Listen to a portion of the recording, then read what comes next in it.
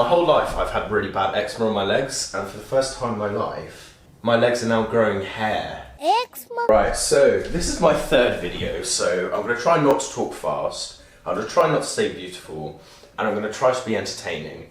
So it's currently spring in the UK, and after wearing a lot of black in the winter, I've been feeling a bit dark and gloomy, so I wanted to dive into more colourful things, go back to my original roots with my hideous outfits and weird colours. Yeah, this episode kind of has a mixed variety. I'm not gonna lie, I kind of bought a bunch of dog shit, but some of the dog shit's actually quite cool, so I thought I'd show it off. So this is the best t-shirt you'll see in your life. It's an orange Walter van Beirendonck t-shirt from his past, future and present. Past, future, present?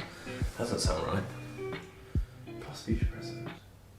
This is the orange t-shirt from his past, present, future collection. It's got all these weird logos throughout. It's got the puck here. It's got future proof here in big bold lining. They had the black one in Selfridges for about £230, so on Boxing Day I went in hopes of it getting further reduced. I think I was like the 5th person in Selfridges on Boxing Day, and it went from a whopping £230 to £200. Nice. So I dived into the interwebs and I saw this amazing orange one for about £80, so I thought, well, I can't not buy it now.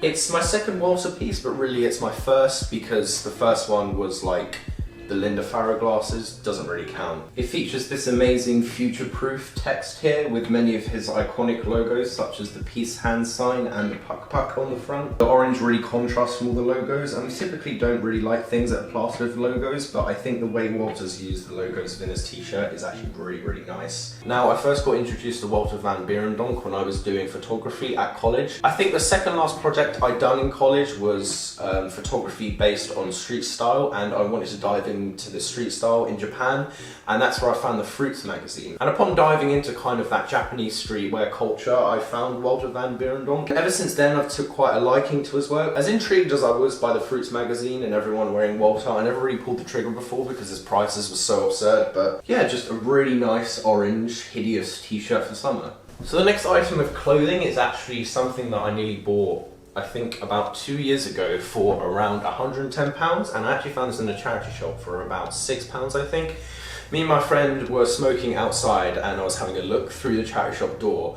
I saw it in the distance, it was literally the first thing looking at me, and I said to him, I was like, if this is what I think it is, we're gonna have a fucking brilliant day, and it was. So these are the Margiela H&M skirt trousers. These are basically baggy grey trousers with a flare at the bottom, and at the top of the trouser they basically have like a thin pencil skirt. I looked at the inside tag that the charity shop was selling them for, and I was expecting it to be around £20–30, which I honestly didn't mind paying, but for some reason they tagged them at £6, so I was a very happy bunny. Now, unfortunately, there is one fault to these trousers, being a men's waist size 32 to 34. They are a women's US 6, so they fit me at the bottom because they're nice and flared, they're nice and baggy, but as it comes up to the pencil skirt, bit tight, crotch, ball area. Can I crush your balls? Yeah, I've been wearing them with a lot of chunky shoes. The flare at the bottom just sits really, really nice on Triple S and my Luna boots. It's nice for your trousers to kind of flare and bounce off the colours that you're wearing rather than just straight up contrast them like black trousers, so I really, really like this colour on me. Just an all-round amazing baggy grey trouser, and for £6, oh, you just can't go wrong. Now the next pickup is a hoodie by Vitamins. This hoodie actually means a lot to me because I've wanted it for quite a long time and I've never actually found it for as cheap as I purchased it for. This is the 2017 Vitamins Sexual Fantasies purple hoodie. I got this in a size extra small and it's not really extra small. Rumours have actually circulated recently that Moses parted the sea wearing this very hoodie. Quick 1-2 history lesson. Now, Vitamins is a brand founded in 2014 by a designer called Demna Vasalia. I probably butchered that name, sorry. Now, when Vitamins released their first collection, they didn't really have much of a design language. It was just kind of baggy black and blue kind of sweatshirts and coats and skirts. It wasn't too defining, it didn't give the brand a USP, it wasn't anything engaging to their audience. But over time and through their collections in 2016, 2017 and 2018, Vitamins kind of solidified themselves as kind of this weird, ironic club that you kind of have to know the clothing to get the clothing. And it got to a point where it was so ironically bad that it was really good in a weird way. It was strangely a time where I think I had just sold my Supreme North Face Nupsty and literally realized that I'm not cool because I have Yeezys and I match the kind of shade of the Yeezys to my jacket. When I was at that age and I was as gullible as I was, I didn't really have any influence. My dad wasn't my influence, the local mayor wasn't my influence, Cristiano Ronaldo wasn't my influence.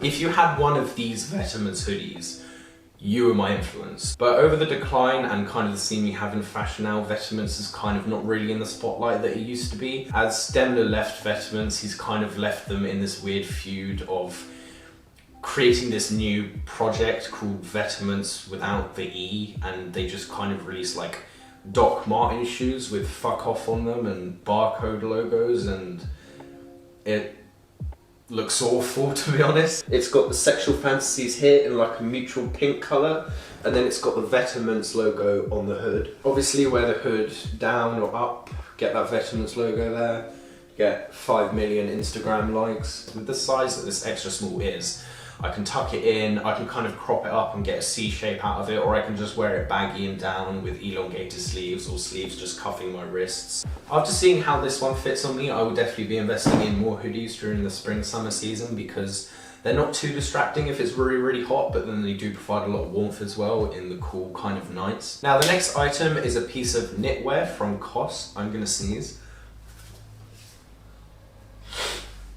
COS is actually a bit of a weird one because it's kind of seen as this contemporary fast fashion brand that's quite sustainable. To be honest, they do some quite nice things, but at the end of the day, they are just a glorified H&M for probably 3 times the price that H&M is. So this is the knitwear piece that I bought. I think I bought this on eBay for around £10. It's basically this sky blue jumper with these white and beige panels throughout. I think I like this piece so much because of all the broken up kind of panels throughout the knit. It kind of distracts from my square physique. I'm not really too into knitwear or jumpers because of my body frame. Whenever I wear like baggy sweatshirts or baggy knitwear pieces, like I kind of just look like a square or like a fridge, if you will. I didn't actually buy it for this reason, but this knit is actually a brilliant alternative to the Kiko Delta knit that sells for quite a bit of money. It sits on my shoulders really, really nicely and sits just below the waist, which is what you kind of want from jumpers and sweatshirts. It's also got different types of knitwear throughout, so the collar is different to the main body. The collar has kind of a thicker knit and the main body has kind of a finer knit. It's also got this tweeded like rope texture on the left sleeve and part of the body in beige. Brilliant knit,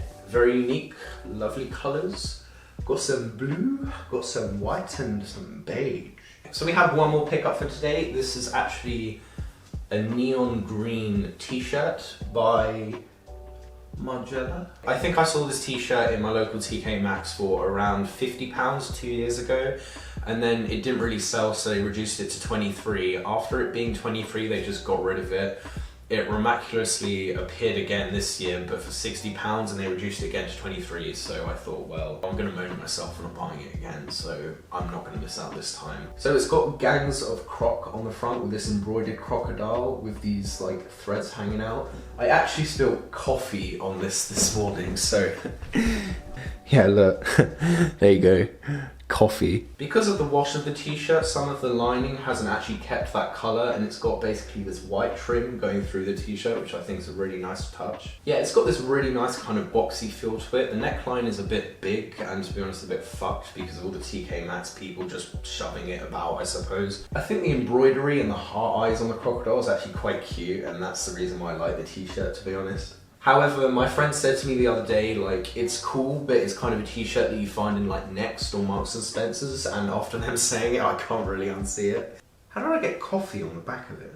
But yeah, really, really cute, wholesome t-shirt, very boxy fit, nice essential wardrobe pickup. So yeah, that's basically everything that I've picked up recently. I am at uni, unfortunately, so that's kind of where most of my time has gone, hence the tens, maybe even hundreds of videos that I've been uploading recently.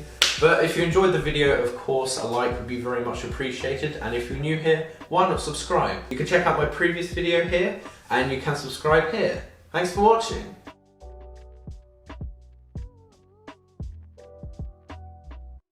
currently in February in England at the moment, so I don't want to buy loads of jackets because it might rain.